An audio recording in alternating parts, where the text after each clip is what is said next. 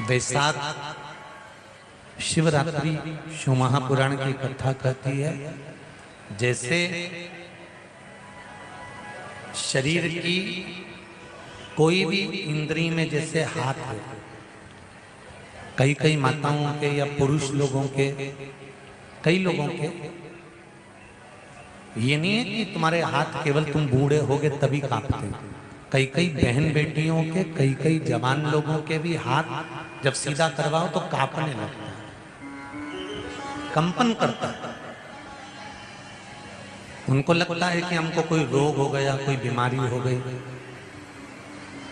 Doctor को भी दिखाते हैं कि ये हमारा हाथ कांपता बहुत है, कंपन बहुत करता है।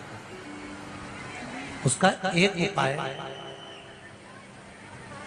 अग्नि पुराण में से आप निकाल कर सकते हैं। जिनके भी हाथ कांपते हो, चाहे वो युवान बेटा बेटी हो, चाहे वो वृद्ध हो, जिनके भी हाथ कांपते हो, हाथ में थोड़ा बहुत कंपन रहता है। और ऐसे कई लोग हैं, केवल हम उनको नहीं कहेंगे कि बुजुर्ग लोगों के कांपते हैं, बहुएं हैं, बेटियां हैं, कई काम करने वाले जो होते हैं, जिन दिन रात दुकान पर बैठते हैं, काम करते हैं, उनके भी हाथ में थोड़ा कंपन आने लगता है। महाराज, काली तिल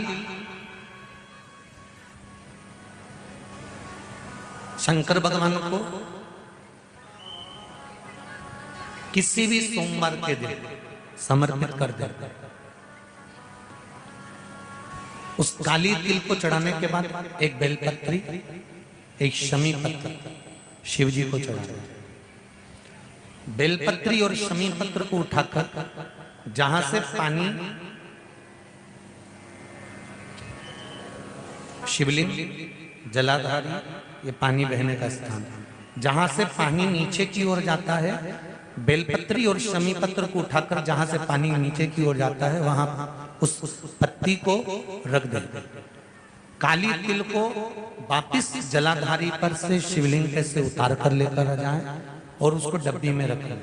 सुबह उठने के बाद में, मुंह धोने के बाद में, नाश्ता करने से पहले या कुछ भी खाने से पहले मुख में 2 दाने वो काली तिल के हाटकेश्वर महादेव का नाम लेकर, कौन से महादेव? हाटकेश्वर महादेव का नाम लेकर 2 दाने उस काली तिल के खाना चालू कर दीजिए।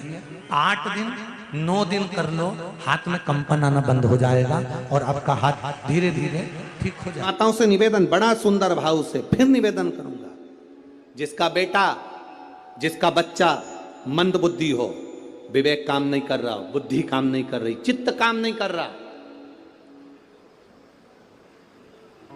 बहुत चिड़चिड़ा, बहुत उचिष्ट, विवेक काम नहीं कर रहा, बुद्धि काम नहीं कर रही,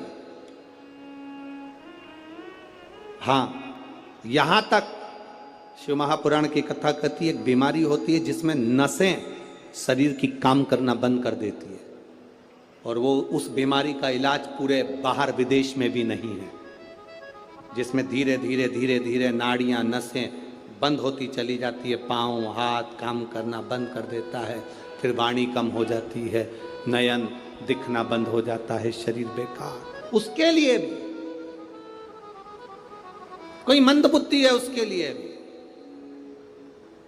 शिव महापुराण की कथा कहती है, हफ्ते 2 हफ्ते में कभी सोमवार के दिन, भले मट्टी का बर्तन तुम्हारे घर में नहीं हो, घर में कोरा सा दिया भी हो, कोरा दिया, दिया कोरा मतलब उसमें दीप ना लगा हो, मट्टी का नया दिया, उसमें अगर आपने थोड़ा पानी भरकर रख भी दिया और उसमें गलते गलते वो पानी ज़्यादा नहीं भी बचा, 2 बूंद भी बचा है, और वो 2 बूंद भी अशोक सुंदरी वाली जगह पर चढ़ा है, और वही पानी जिसकी विवेक, जिसकी बुद्धि, जो मंद बुद्धि कहा जाता है, उसको अगर बेलपत्री के साथ में वो जल की 2 बूंद भी उसको दी जाए तो वो विवेकवान बनता चले जाता, उसकी बुद्धि काम करना प्रारंभ करती। कितना भी मंद बुद्धि हो, पड़ा रहता हो, पड़ा है, मुंह से राल बह रही है, वो बोल नहीं पा रहा, शरीर विग्रह बेकार बिल्कुल, उसके लिए भी ये कार्य करता। शिव पर चढ़ा हुआ मट्टी के पात्र का जल सुख प्रदान करता है। बैसाख के महीने में पीपल के वृक्ष के नीचे, बेलपत्री के वृक्ष के नीचे, तुलसी के पौधे के नीचे, आंवले के नीचे, बट वृक्ष के नीचे, शमी वृक्ष के नीचे जल चढ़ाने का महत्व हमारे यहाँ बैसाख शिवरात्रि शिव महापुराण में मिलता है।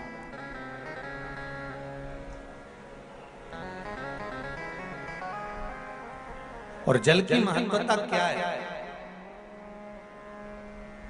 महाराज,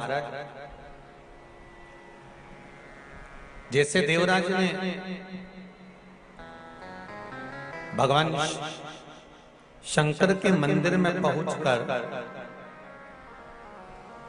मात्र कुछ देर की शिव महापुराण की कथा सुनकर बेलपत्री के वृक्ष के नीचे अपने प्राणों को त्यागा, तो शिव के ही धाम पर चला गया, शंकर के धाम। बैसाख का महीना अगर किसी को एक गिलास पानी भी पिलाने का मौका मिल जाए ना, तो समझ लेना कि तुमने गंगा जी की 100 डुबकी लगाई। ये बैसाख का महीना चल रहा है। बैसाख के महीने में मिट्टी के पात्र में जल रखा जाता है और मिट्टी के पात्र का जल शिव जी को समर्पित किया जाता है।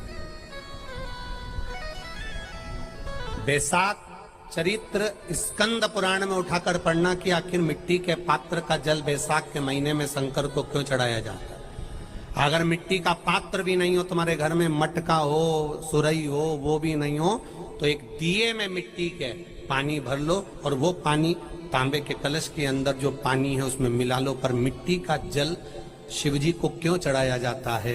स्कंद पुराण के अंदर बैसाख महत्व में लिखा कि जो अधोगति में मर गया होता है, अचानक मर गया होता है, एक्सीडेंट में मर गया होता है, उसकी जीने की और तमन्ना थी, अचानक कोई बीमारी लग गई और मर गया, कोई बड़ी बीमारी लगने के कारण चला गया, उसको बहुत कुछ करना था पर मर गया, उसके लिए बैसाख महीने में शंकर भगवान को जब हम मिट्टी के पात्र का जल समर्पित करते हैं तो वो जीव तड़पता नहीं है, कहीं भटकता नहीं है। उसको गया में पितरों में मिलाया कि नहीं मिलाया, बद्र विशाल में ब्रह्म का पाली करी कि नहीं करी, कभी पिंडदान कभी तर्पण तिलांजलि हुई कि नहीं हुई, पर मिट्टी के पात्र का जल बैसाख महीने में शिव जी को चढ़ाया जाता है तो वो जीव कहीं पर भी हो उसकी मुक्ति हो जाती है, उसका मोक्ष हो जाता है। भले एक दिए, अगर आपके पास मिट्टी का मटका नहीं है, आपके पास मटका नहीं, सुराई नहीं, मटकी नहीं, मिट्टी का कोई पात्र नहीं, कोई कारवान नहीं, तो आप दिए के अंदर भी जल भरकर उसको तांबे के लोटे में मिलाकर शिव जी को चढ़ा सकते हो। बैसाख महीने में जिस नारी के गर्भ में बच्चा 1-2 महीने का, 4 महीने का किसी का गिर गया हो, बच्चा चले गया, 2 महीना, 4 महीना, 6 महीने का समाप्त हो, उसको चढ़ाना चाहिए बैसाख महीने में शिव को। बेलपत्री का फल, उसका जैसे गुर्दा, उसके अंदर का जो भाग होता है बेल का, वो गुर्दा,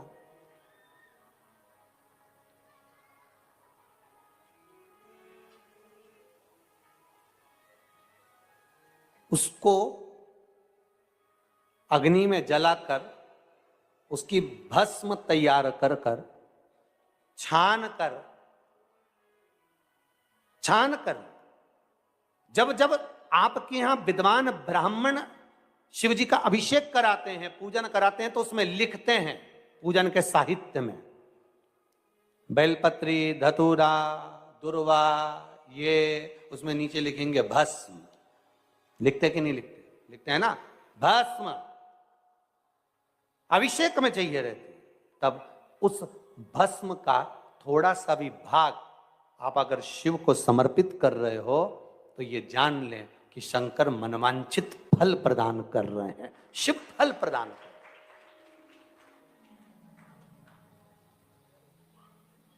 महाराज,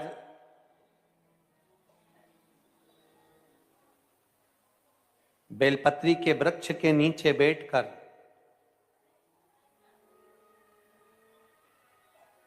हाथ में एक बेलपत्र का पत्ता रखकर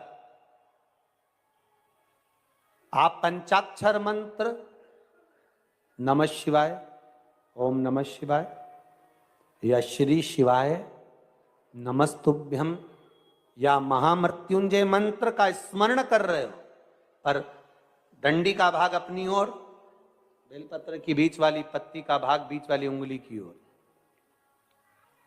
रखकर अगर आप स्मरण कर रहे हैं और अपनी कामना कर कर बेलपत्री के वृक्ष के नीचे बैठकर उस पत्ते को सम्मुख रखकर बाबा से विनय कर कर एकांत में उस बेलपत्री के वृक्ष की छांव में, बेलपत्री के वृक्ष की छांव आप कामना कर कर उस पत्ते को शंकर भगवान के ऊपर समर्पित कर रहे हैं, तो ये जान कर रखें कि पार्वती और शिव का मिलन करवा रहे हैं और अपनी मनवांछित फल कामना पूर्ण करवा रहे हैं। क्योंकि शिव और पार्वती का जब मिलन होता है, शंकर पार्वती जब एक दूसरे के सम्मुख में होते हैं, शिव और पार्वती जब एक दूसरे के सामने अपने बच्चों के कारण एक दूसरे के सम्मुख में आते हैं, तो उनके चेहरे पर प्रसन्नता का भाव आ जाता है। तो फल, मनवांचित फल की कामना आप जिस कामना के लिए कर रहे हो, विवाह के लिए, नौकरी के लिए, सर्विस के लिए, व्यापार के लिए, रोग मुक्ति के लिए, आप जिस कामना से कर रहे हो, बस उससे कहकर कभी सोमवार का दिन हो, क्योंकि शंकर जी को सोम प्रिय है, सोमवार का दिन, चंद्र का वार शिव जी को प्रिय है, शिव जी को प्रिय है।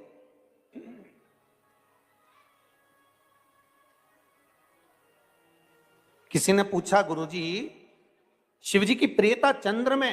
हां, क्योंकि चंद्र शीतल है, शंकर भगवान के कंठ पर विष है, शीतलता का भाव अच्छा लगता है। शंकर भगवान को इसलिए कहते भोले, भोले को भोला पसंद है। आप जितने भोले रहेंगे, दुनिया के लोग भले आपको मूर्ख कहें, पगला कहें, भोला कहें, पर आप शंकर के प्रिय हो। ज्यादा हमें चतुर नहीं बनना। क्या करें चतुर बन के?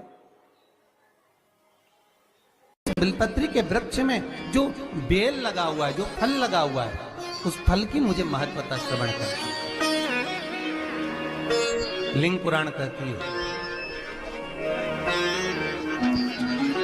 महाराज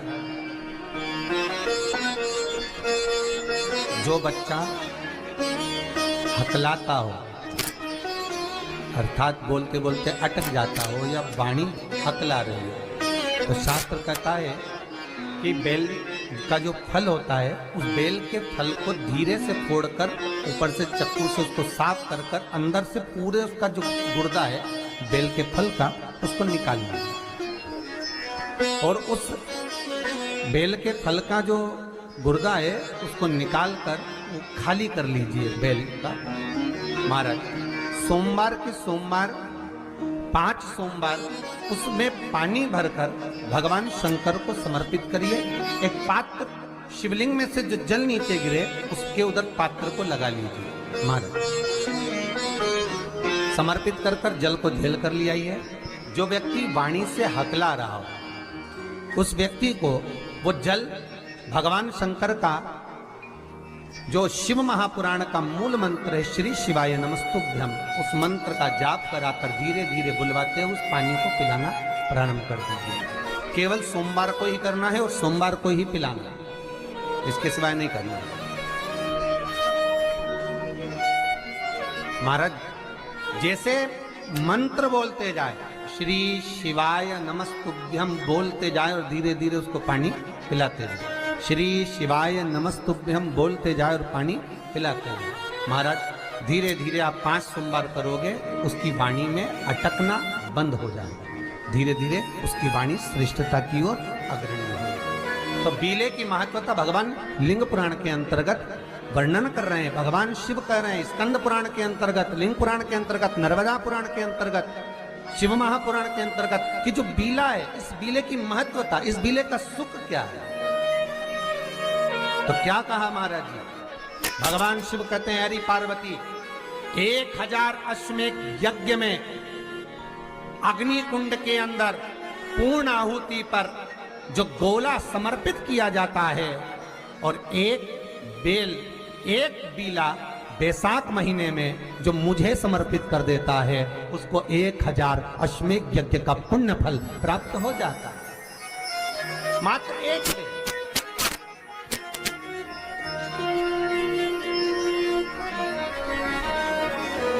बहुत अच्छे से समझना महाराज, फिर समझ लीजिए। केवल सारे शिवलिंग में एक नर्मदेश्वर महादेव ऐसे होते हैं जिन पर कुछ भी चढ़ाओगे तुम खा सकते हो। भगवान को अगर भोग लगाया तो तुमने खा लिया। भगवान के शिवलिंग को अगर कोई वस्तु टच हो गई तो तुम पा सकते हो। मिठाई हो, चूरमा हो, लड्डू हो, पेड़ा हो, गुलाब जामुन हो, इमरती, भजिया, पकौड़ा, फल फ्रूट जो भी होगा वो पा सकते हो। पर नर्मदेश्वर शिवलिंग को छोड़कर शिव महापुराण के अंतर्गत विद्धेश्वर संहिता में लिखा हुआ है कि बाकी के जितने शिवलिंग होंगे उसको अगर कोई वस्तु टच हो गई तो वो खाने के लायक नहीं रहती, वो सांसारिक मनुष्य नहीं खा सकता। शंकर के मंदिर का प्रसाद संसार का मनुष्य उसको ग्रहण नहीं कर सकता। उसको केवल बैरागी, त्यागी, जिसने घर छोड़ दिया, परिवार छोड़ दिया, अपने कुटुंब कबीले को छोड़ दिया, केवल वही पा सकता है। ये शिव महापुराण की विद्धेश्वर संहिता कर रही है। साथ के महीने में पीला चंदन को घिसकर थोड़ा सा उसमें गुलाब की पत्ती का रस डाला या गुलाब का इत्र डाला या गुलाब जल डाला, घिसने के बाद वही चंदन बेलपत्री के वृक्ष के नीचे त्रिपुंड लगाने पर उसी त्रिपुंड की उंगलियां शंकर भगवान की शिवलिंग पर लगाने, उसी उंगलियों को लाकर जो दमे का मरीज होता है, जिसको थोड़ा चलने पर सांस फूल जाती हो, दम भर जाता हो, श्वास बहुत ऊंची नीची होती हो, दम भरा रहा हो, दम ऊपर नीचे हो रहा हो, तो उसके हृदय पक्ष स्थल पर लगा देने पर और एक कंठ के भाग में लगा देने पर, महाराज यही बैसाख के महीने में कर देने पर उसको फिर धीरे धीरे दम भरना बंद हो जाती है, श्वास का मरीज धीरे धीरे ठीक होने लगता है। ये दम के मरीज के लिए शंभु आप जब करोगे स्वयं स्वतः के लिए तो वो सुख आएगा। एक बात कहें तो जरा अच्छे से सुनना। बेटा अगर गलत मार्ग पर जा रहा है, बेटी अगर गलत मार्ग पर जा रही है, बच्चे अगर गलत मार्ग पर जा रहे हैं, घर का कोई सदस्य कहीं मदिरापान में, कहीं वेश्यावृत्ति में, कहीं जुए में, कहीं मांसाहार में, कहीं डब्बा में, कहीं आदि गलत मार्ग पर पड़ रहा है, जुआ खेलने बैठा है, पत्ते खेलने बैठा है, कुछ गलत काम करने बैठ रहा है, और तुमको थोड़ी सी भी भनक लग जाए, थोड़ी सी भी भनक लग जाए कि ये व्यक्ति गलत मार्ग पर जा रहा है, समझना, और समझना क्या, प्रयास करना, उसको सत्संग तक ले जाना, उसको कहीं कथा तक, सत्संग तक, मंदिर तक, देवालय तक, शंकर के दरवाजे तक लेकर जाने का प्रयास करें। गलत मार्ग पर चलने वाला व्यक्ति अगर शंकर भगवान पर एक लोटा जल, मात्र थोड़ा सा इत्र डालकर, कोई भी इत्र जो तुम्हारे पास में हो वो डालकर, अगर इत्र भी ना मिले तो किसी फूल की पंखड़ी को डालकर शिव को समर्पित करने लगता है, महीना भर लगता है, उसका मार्ग विभाजन हो जाता है, गलत मार्ग से सत मार्ग की ओर चले जाता है। आप उसको शिव भक्ति में लगा दो, आप उसको शंकर की भक्ति में लगा दो, आप उसको शिव स्मरण में लगा दो, आप उसको शिव भक्ति की ओर लेकर चले जाए।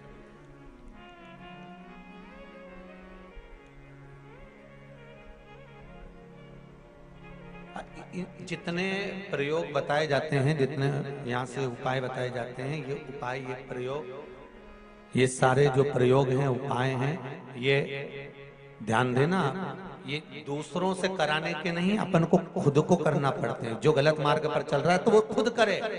रोज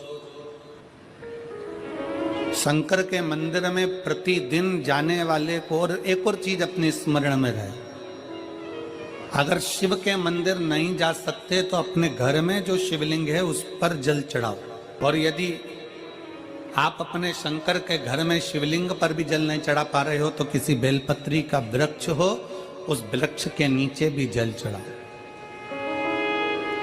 और कभी मौका मिल जाए कभी भगवान शंकर की बड़ी करुणा हो जाए, भगवान शंकर की बड़ी उदारता हो जाए, भगवान शंकर की बड़ी कृपा हो जाए, बड़ी कृपा हो जाए। भगवान शंकर जिस दिन तुम्हारे ऊपर बहुत बड़ी कृपा कर दे, किसी सोमवार को 3 नियम बना लो। जिस दिन मेरा भोले बाबा तुम पर कृपा कर दे, उस दिन सोमवार का एक नियम बनाओ कि महीने का एक सोमवार मुझे ऐसा करना है, 3 नियम धारण करना है महीने के सोमवार को। पहला, सुबेरे जाकर शंकर भगवान को 1 लोटा जल चढ़ाना है। दूसरा, दोपहर के समय पर जाकर मुझे बेलपत्री के वृक्ष के नीचे एक चावल का दाना रखकर बेलपत्री की 7, 11, 21, 108, 51 जितनी परिक्रमा आप लगा सकते हो वो लगाना है। और तीसरा, बेलपत्री के वृक्ष के नीचे और शंकर के मंदिर के दरवाजे पर मुझे एक घी का दीपक लगाना है। बस ये 3 नियम जिसने महीने में एक बार ले लिया, समझ लो उसको पीछे हटने की जरूरत ही नहीं, वो आगे ही बढ़े। महीने के किसी एक सोमवार का ऐसा नियम बना लो कि मुझे 3 नियम धारण करना है महीने के किसी भी एक सोमवार को। हम ये नहीं कहेंगे कि तुम सोमवार 5 पढ़ रहे हैं तो 5 को करो, 4 पढ़ रहे हैं तो 4 को करो, 3 पढ़ रहे हैं तो 3 को करो। तुम तो महीने का एक सोमवार का नियम बना। और मेरी जीजियों से, मेरी बेटियों से जो विदेश में रह रही हैं, जो कहीं बाहर रह रही हैं, कहीं बड़े शहर में रह रही हैं, जो रोज मंदिर नहीं जा सकते, हर किसी महीने के एक सोमवार को भी ये नियम निर्धारण थे, तो उनसे कहेंगे कि 3 महीने में एक सोमवार का नियम बना लो। 3 महीने में नहीं बना सकते तो 6 महीने में एक सोमवार का नियम बना लो। और 6 महीने में नहीं बना सकते तो 1 साल में एक सोमवार का ऐसा नियम बना लो कि मैं साल का एक सोमवार ऐसा रहूंगी कि सुबह सोमवार के दिन मंदिर में जाकर जल चढ़ाऊंगी, दोपहर में जाकर बाबा को एक अक्षत का दाना रखकर, अक्षत का मतलब है कि बाबा मेरी दिनों दिन उन्नति करना। बेलपत्री के वृक्ष के नीचे जो अक्षत रखा जाता है वो उन्नति के लिए रखा जाता है। शंकर के शिवलिंग पर जो अक्षत रखा जाता है वो रोग मुक्ति के लिए रखा जाता है। अशोक सुंदरी पर जो अक्षत रखा जाता है वो संतान प्राप्ति के लिए रखा जाता है। षडानंद कार्तिकेय की ओर जो अक्षत रखा जाता है वह हमारे बच्चों की सुख समृद्धि के लिए रखा जाता है। विनायक की ओर, गणेश जी की ओर जो अक्षत रखा जाता है वो हमारे घर में कोई मंगल कार्य आ जाए उसके लिए रखा जाता है। और जो पीठिका होती है जिसपे शिवलिंग रखा होता है, पार्वती जी का हस्तकमल, उस पर अक्षत रखा जाता है तो नारी के अखंड सौभाग्य के लिए रखा जाता है। अक्षत रखने का भी तरीका है। एक चावल का दाना कहाँ रखा जाता है, क्यों रखा जाता है, कैसे रखा। अब कई लोग कहते हैं गुरुजी ये शिव महापुराण में आप ये नियम बताते हो, तरीका बताते हो। हम तो उनसे कहेंगे डॉक्टर के पास जाओगे तो डॉक्टर भी गोली लिखकर ये नहीं कह देगा कि ये सारी गोली एक साथ खा जा। डॉक्टर भी कहेगा ये गोली सुबह खाना है, ये गोली शाम को खाना है, ये गोली दोपहर में खाना, ये गोली भूखे रहकर खाना। बोलो सही है कि गलत है? ये रात्रि को खाना खाने के बाद खा लेना, ये खाना खाने के पहले, ये नाश्ते के पहले। और सुनो, ये दवाई, ये वाली पीछे वाली जो दवाई लो ना इसको दूध से लेना, ये वाली जो दवाई लो ना इसको पानी से लेना। और सुनो, ये डब्बी है इसको पानी में मिलाकर फिर पीना। दवाई लेने का भी तरीका है, उसी तरह शिव महापुराण में एक एक अक्षत का भी तरीका है और एक एक बेलपत्री का भी तरीका है। अब मान लो कई लोग कहते हैं गुरुजी आप ये तरीका बताते हो शिव पुराण के माध्यम से, कई लोगों के मन में संशय जागता है, तो अगर हम एक साथ चावल चढ़ा दे तो उसका क्या तरीका है? तो हमारा निवेदन है डॉक्टर जो दवाई ले एक ही बार में निपटा जाए, एक ही बार में खा ले। दवाई एक बार में पूरी खा गए असर नहीं करेगी, इसमें डॉक्टर का कोई दोष नहीं है। उसने तो बताया था ऐसे लेना, ऐसे लेना। और तुमने, मैं डॉक्टर साहब ने पूछा दवाई पूरी ली, शाम की दवाई भूल गई थी, सवेरे की दवाई भूल गई थी, ये दवाई भूल गई थी। डॉक्टर कहेगा हमने तो नियम बताया था, तुमने नहीं खाई तो असर कहाँ से करेगी? तुम असर कब करती है? जब हम पूजन के तरीके को जान जाएं, जब हम अर्चना के तरीके को जाएं। आप साल भर का एक सोमवार निकाल लो, 6 महीने का एक सोमवार निकाल लो, 3 महीने का एक सोमवार निकाल लो, महीने का एक सोमवार निकाल लो, अपने से दिल में बन जाए तो एक सोमवार ऐसा निकालो जिसके 3 नियम धारण हो। पहला, उसी सोमवार जिसको कर रहे हो उस दिन सुबह जल चढ़ाना। दूसरे, दोपहर के समय पर जाकर बेलपत्री के वृक्ष के नीचे एक चावल का दाना रखना।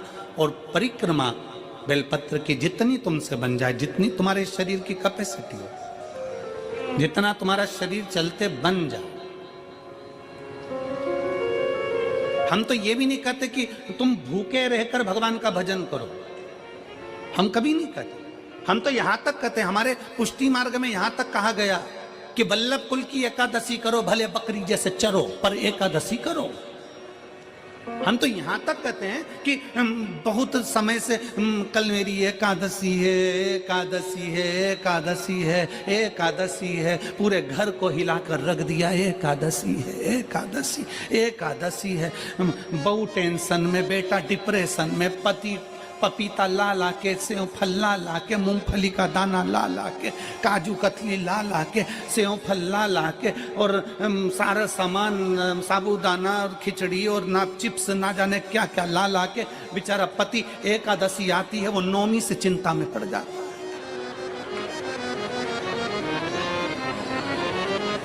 हम तो ये भी नहीं कहते कि तुम व्रत बहुत भारी करो, तुम व्रत उपास भी बहुत बहुत टेंशन वाला करो, ना ना ना।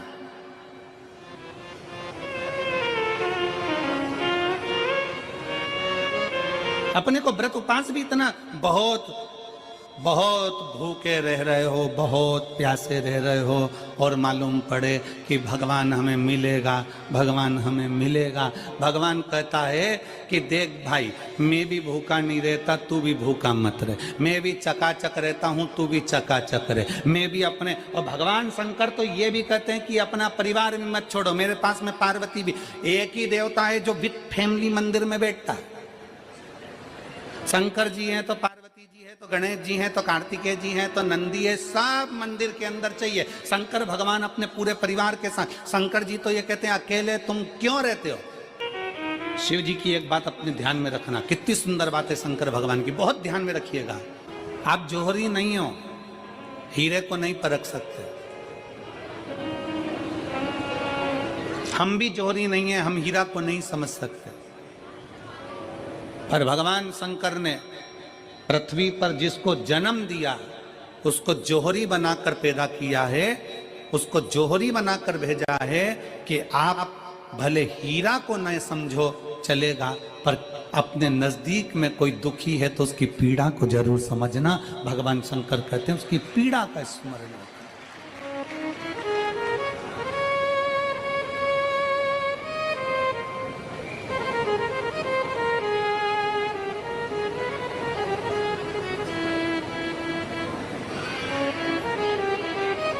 हीरा को समझो ना समझो, पर पीड़ा को जरूर समझिए।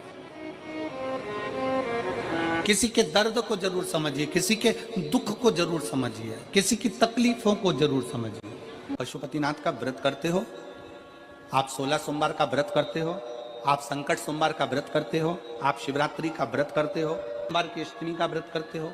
उन व्रतों में सारे व्रत करो, मना नहीं है, पर उस व्रत में अपना पूर्ण समर्पण परमात्मा के प्रति रखो। केवल खाना छोड़ा है, अन्न छोड़ा है, भोजन छोड़ा है, और दिन में सुबह से लेकर शाम तक 2-3 बार तुमने कुछ ना कुछ पाया है, वो व्रत हो सकता है आपकी दृष्टि में। पर हमारी दृष्टि में व्रत कौन सा है। शिव महापुराण की कथा कहती है कि सुबेरे आपका व्रत चालू हुआ, दूसरे दिन ब्रह्म मुहूर्त तक जो आपका व्रत आपने रखा है, भगवान का जो व्रत कर रहे हो, उस व्रत में एक बात अपने अंदर उतार कर रखो कि इस दिन मैं अपने मोबाइल का त्याग करती हूँ, पूरे दिन मैं मैसेज नहीं पढ़ूंगी, मैं देखूंगी नहीं, मैं अपशब्द नहीं कहूंगी, मैं जानूंगी नहीं। दूसरा, आज के दिन मेरा व्रत है, आज 1 महीने में, 15 दिन में, 2 दिन में, 20 दिन में मैंने अगर किसी से भी अपशब्द कहा होगा, आड़ा टेढ़ा कहा होगा, तो सबसे पहले आज व्रत वाले दिन मैं उसको सॉरी कहूंगी, क्षमा मांगूंगी और अपने हृदय से लगाने का प्रयास करूंगी। व्रत है। व्रत का तीसरा अंश, आज मेरा व्रत है, मैं आज के दिन किसी को भी अपशब्द नहीं बोलूंगी, किसी के लिए आड़ा टेढ़ा नहीं बोलूंगा। आज जितना बन सकेगा मैं सात्विक जीवन जीऊंगा। चौथा, आज मेरा व्रत है, आज के दिन मैं झूठ नहीं बोलूंगी, ना झूठ बोलूंगा सुबह से लेकर शाम तक। और 5वां, आज व्रत वाला दिन है, जितना फलार मैं करूंगी उसका पैसा जोड़ूंगी कि 15 रुपए का मैंने साबूदाना खाया, 10 रुपए का बटाटा खाया, ये खाया वो खाया, सारा हिसाब लगाकर 55, 60, 70 रुपए जितने होते हैं उसमें से एक अंश निकालकर मैं उसका एक भाग किसी गौशाला में जाकर गाय को चारा जरूर दूंगी। आपका व्रत, आपकी साधना, आपका तप, आपका बल, आप कैसा कर रहे हैं। केवल भूखे रहने पर भगवत पद की प्राप्ति नहीं होती। शिव महापुराण की कथा कहती है कि भूखे रहने से भगवान की प्राप्ति नहीं होती। शिव पुराण की कथा कहती है भगवान को पाने की भूख बढ़ाने से भगवान की प्राप्ति होती है। भीतर से परमात्मा को पाने की भूख बढ़ाइए, भगवान को पाने की भूख बढ़ाओ भीतर से।